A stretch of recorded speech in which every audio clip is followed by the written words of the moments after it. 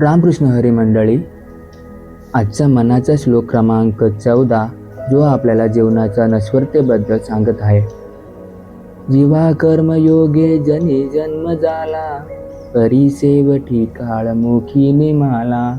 महाथोर ते मृत्यू पंतेच गेले, किती एक ते जन्मले आणि मेले.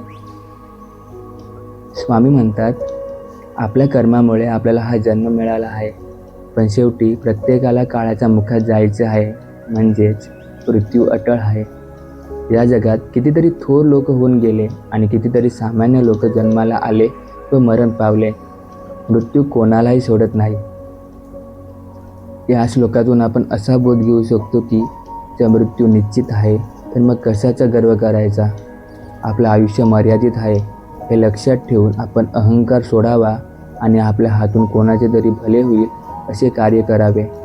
कारण शेवटी शरीर संपते पण आपली चांगली कर्मेच जिवंत राहतात. व्हिडिओ आवडला असेल तर नक्की लाईक करा आणि मित्रांबरोबर शेअर करायला विसरू नका. आणि माझ्याबरोबर नेहमी बोलत राहा. जय जय रघुवीर समर्थ.